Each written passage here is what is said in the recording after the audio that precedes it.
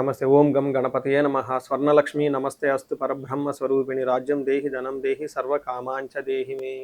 ఓం గం గణపతయే నమః. స్వర్ణలక్ష్మి నమస్తే అస్తు పరబ్రహ్మ స్వరూపిణి రాజ్యం దేహి ధనం దేహి సర్వకామాంచ దేహి మే. మనం ఏప్రిల్ మంత్ యొక్క రాశి ఫలాల గురించి మాట్లాడుకుంటున్నాం.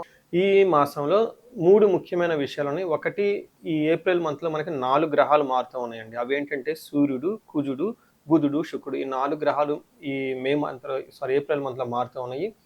నెక్స్ట్ ముఖ్యమైన విషయం ఏంటంటే, ఈ యొక్క ఏప్రిల్ మంత్ ఏదైతే ఉందో ఇందులో ఫస్ట్ 15 డేస్ చైత్ర మాసము, తర్వాత 15 డేస్ వైశాఖ మాసంతో కూడుకొని ఉంది.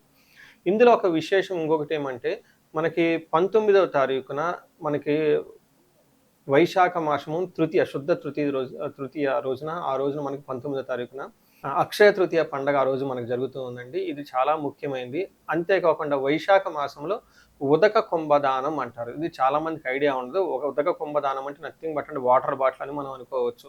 కుంభం అంటే ఒక చెంబు లాంటిది కానీ, పాత్ర లాంటిది కానీ, మనకి పూజా షాపులో అమ్ముతూ ఉంటారన్నమాట. అలాంటి చెంబు లాంటిది, ఇత్తడిది కానీ, రాగిది కానీ తీసుకొని దాని నిండా నీళ్లు పోసి అందులో కొంచెం ఏదైనా జీలకర్ర కానివ్వండి, లేదంటే సుగంధభరిత యాలకులు కానీ వేసేసి, ఒక చిన్న స్వీట్ కానివ్వండి, లేదంటే ఒక చిన్న బెల్లం ముక్క కనేసి ఆ నీటిని అలా దానం చేయటాన్ని ఉదక కుంభదానం అంటారు.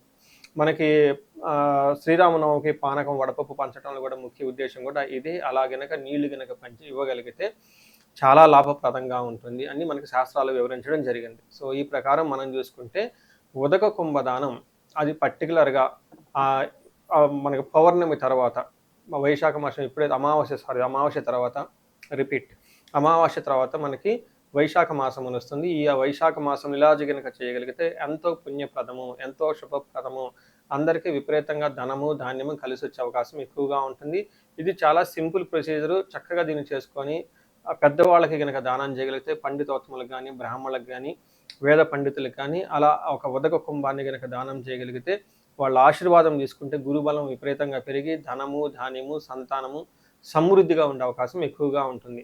సో ఈ యొక్క ఏప్రిల్ మంత్లో ఉన్న ఈ ముఖ్యమైన విశేషాలు, పండగలు మీరు తెలుసుకున్నారు కాబట్టి తగు విధమైన మీరు రెమెడీస్ లాగా చేసుకుంటే అంతా బాగుంటుందండి. అందరూ చక్కగా ఉండాలని, ఈ రాశి వాళ్ళు అష్టైశ్వర్యాలతో ఉండాలని చెప్పేసి నేను కోరుకుంటున్నాను. నమస్తే.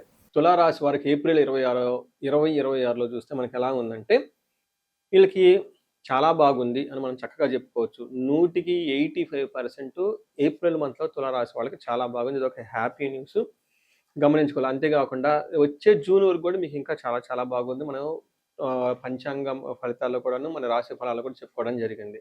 ఇందులో ఈ రాశి వాళ్ళకి చిత్త 3, 4 పాదాలు, స్వాతి 1, 2, 3, 4 పాదాలు, విశాఖ 1, 2, 3 పాదాలంతా తులారాశిలో ఉంటారు. మీకు ముందుగా చెప్పిన విధంగా 4 గ్రహాలు మారటంతో ఈ 4 గ్రహాల మార్పు వీళ్ళకి చాలా పాజిటివ్గా ఎలా ఉంటుందని గమనించాలి.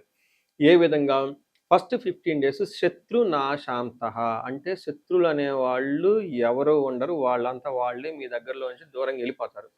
అంతేకాకుండా తీర్థయాత్రలు చేసే అవకాశం ఎక్కువగా ఉంటుంది, సంపదలు వచ్చే అవకాశం ఉంటుంది, విజయప్రదంగా ఈ మాసం అంతా చక్కగా ఉంటుందని మీరు గమనించాలి.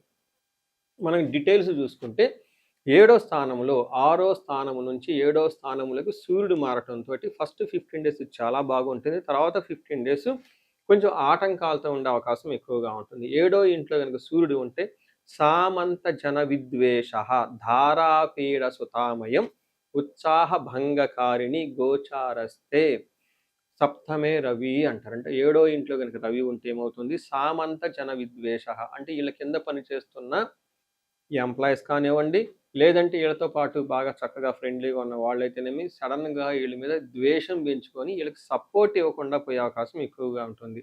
అంతేకాకుండా ఉత్సాహ భంగకారిణి, మీరు ఎనర్జెటిక్గా మంచి ఎనర్జెటిక్ ఒక హై లెవెల్ అంబిషన్తో ముందుకు వెళ్ళిపోదామని పెద్ద పెద్ద ప్లానింగ్లు పెట్టుకొని ముందుకు వచ్చి కూర్చుంటే మీకు ఏదో ఒక విధంగా మీ యొక్క ఉత్సాహాన్ని అనగగొట్టడానికి మిమ్మల్ని అనవసరమైన ఆటంకాలు క్రియేట్ చేసే వాళ్ళు ఎక్కువ ఉంటారని గమనించాలి.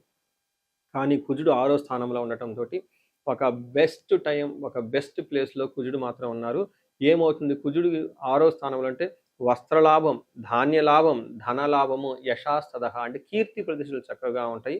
మనోల్లాస, మనసంతా ఉత్సాహంగా ఉంటుంది. ధర్మసిద్ధి గమనించుకోండి. ధర్మసిద్ధి అంటే ధర్మబుద్ధిగా చక్కగా మీ పని మీరు చేయడానికి కనుక ఏదైనా కనుక సంకల్పం తీసుకుంటే ఈ టైంలో చక్కగా అది మీరు అన్ని అనుకున్న పనుల విధంగా చేసేసుకుంటూ ఉంటారు.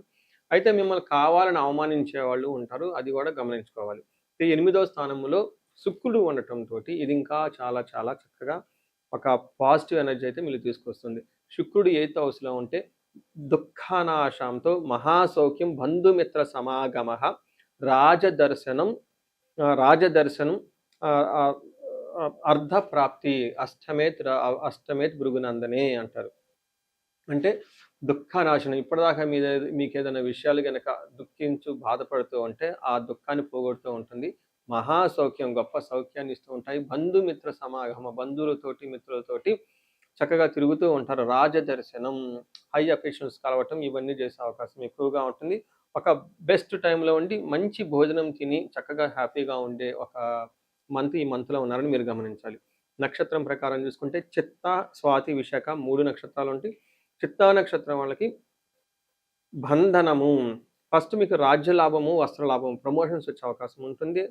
దరిద్రము ధనహీనత బాగా ధనానికి ఇబ్బంది పడే అవకాశం ఉంటుంది. బంధించబడినటువంటి పరిస్థితి అంటే ఒక కన్ఫ్యూజ్ అయిన పరిస్థితిలో కూడా ఉండే అవకాశం ఉంటుంది. ఫ్యూచర్ గురించి ఆలోచించడము, ఇండియాలో ఉందామా లేదంటే అబ్రాడ్లో ఉందామా, లేదంటే యూఎస్ నుంచి ఇండియా వద్దామా, లేదంటే జాబ్ చేసుకుందామా, లేదా జాబ్ను వదిలేసి ఏదైనా బిజినెస్ చేసుకుందామా, ఇలా ఆలోచనల గురించి ఎక్కువగా ఉండే అవకాశం ఉంటుంది. స్వాతి నక్షత్రం వాళ్ళకి ధనప్రాప్తి, జయము, రాజ్యలాభము చక్కగా పాజిటివ్ సైడ్లో ఉన్నాయి. నెగటివ్ సైడ్లో చూస్తే రోగము, బంధనము, దరిద్రము.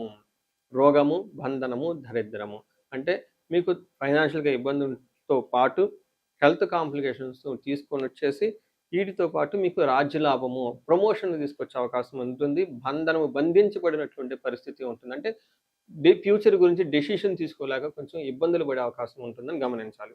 విశాఖ నక్షత్రం వాళ్ళకి జయప్రదంగా ఉంటుంది. ధనప్రాప్తి చక్కగా ఉంటుంది. అయితే కొంచెం నెగిటివ్ సైడ్లో వీళ్ళకి హెల్త్, బంధనము, ధనహీనత, ఫైనాన్షియల్కి ఇబ్బంది పడే అవకాశం ఉంటుంది. వీటితో పాటు విశాఖ నక్షత్రం వాళ్ళకి పర్టికులర్గా కార్యహాని, అనుకున్న పనుల్లో విజయం జరగక ఇబ్బందులు పడే అవకాశం ఉంటుందని గమనించాలి. సో చూశారు కదండి, ఈ రాశి వాళ్ళకి ఒక రకంగా దాదాపు ఒక 85% అన్ని విధాలుగా చాలా బాగుంది. చక్కటి మంత్లో ఉన్నారు. ఒక ఫైనాన్షియల్గా విషయం మాత్రం కొంచెం జాగ్రత్తగా ఉంటే మిగతా అన్ని విషయాల్లో అనుకూలంగా ఉంటుందని గమనించాలి. సో ఈ రాశి వాళ్ళకి అష్టైశ్వర్యాలకు భోగభాగ్యాలు కలగాలని చెప్పేసి నేను కోరుకుంటున్నాను. సో ఈ రాశి వారికి కనుక చూసుకుంటే ఎవరైనా బహుముఖ ఆదాయము, okay, multi sources of income ఎవరికైనా కనుక కావాలి అనుకుంటే వీళ్ళకి స్వర్ణలక్ష్మి విశేష హోమం చేయించుకోవటం చాలా చాలా ముఖ్యం. ఈ స్వర్ణలక్ష్మి విశేష హోమం ద్వారా మీకు ఇన్కమ్ అనేది ఎక్స్ట్రా వచ్చే అవకాశం ఎక్కువగా ఉంటుంది. దీనితో పాటు ఎవరికైనా జాబులో బాగా ఇబ్బందులు పడుతూ ఉంటే, కార్యజయం లేకుండా ఆటంకాలు కలుగుతూ ఉంటే మన్యు పాశుపత అభిషేకము చేయించుకుంటే వీళ్ళకి కార్యజయం వచ్చేసి జాబులో చాలా ఉన్నతంగా ముందుకు తీసుకెళ్లే అవకాశం ఎక్కువ ఉంటుంది. ఇంతేకాకుండా భార్యాభర్తలు ఎవరైనా కనుక ఇబ్బందుల్లో ఉంటే వాళ్ళ మధ్య సరైన అవగాహన లేక ఒకళ్ళతో ఒకళ్ళు కనుక ప్రాబ్లమ్స్ ఉంటే వీళ్ళ మధ్య అన్యోన్యత పెరగటానికి అన్యోన్య దాంపత్య పాశుపత అభిషేకము, వీటితో పాటు విశ్వావసు గంధర్వరాజ హోమం అని ఉంటుంది.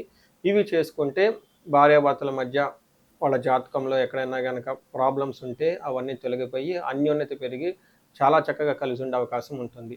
ఇంతేకాకుండా కొంతమందికి విపరీతమైన శత్రుబాధ ఉండటము, లేదంటే రాహు దశ నడవటం వల్ల వాళ్ళకి విపరీతమైన మానసిక టెన్షన్లు, వేదనలు ఉండే అవకాశం ఎక్కువగా ఉంటుంది. లేదా యక్షరాక్షస పీడలు అంటారు. ఇలాంటి వాటికి మీరు చక్కగా నవదుర్గా హోమము, చండీ హోమం కనుక చేయించుకోగలిగితే చాలా చక్కగా ఉంటుంది. మీకు ఎలాంటి సమస్య ఉన్నా, అది హెల్త్ కానివ్వండి ఇంకొకటి కానీ, మీ ఏజ్ పర్టికులర్గా 35-40 సంవత్సరాల మధ్యలో ఉండి లైఫ్లో కెరీర్లో అప్పటిదాకా చాలా చక్కగా దూసుకొని వచ్చేసి ఈ ఏజ్లో మీకు అరౌండ్ 40 అటు 5 ప్లస్ ఆర్ మైనస్ 4-5 ఇయర్స్ ఉండి కెరీర్లో కనుక బ్రేక్ వచ్చినట్లయితే ఆగిపోయారు, స్టాగ్నెంటెడ్ అయ్యారు, గ్రోత్ లేదని మీకు కనుక అనిపించేస్తే ఒక్కసారి ఇండివిజువల్గా జాతకం చూపించుకోవడం చాలా చాలా ముఖ్యం. ఎందుకంటే ఈ టైంలో మీకు చాలా వరకు ఉన్న శాపాలు లేదంటే గ్రహ యొక్క దోషాలు అడ్డం పడి మీ గ్రోత్ని ఎదగకుండా ఆపేసే అవకాశం ఎక్కువగా ఉంటుంది. సో ఎలాంటి సమస్య ఉన్నా ఒకసారి ఈ ఏజ్ వాళ్ళు ఖచ్చితంగా జాతకం చూపించుకొని తగు పరిష్కారాలు తర్వాత పరిహారాలు చేసుకుంటే లైఫ్ ముందుకెళ్ళే అవకాశం ఎక్కువగా ఉంటుంది. ఈ రాశి వాళ్ళకి అష్టైశ్వర్యాలు కలగాలని, భోగభాగ్యాలు కలగాలని చెప్పేసి నేను కోరుకుంటున్నాను. నమస్తే.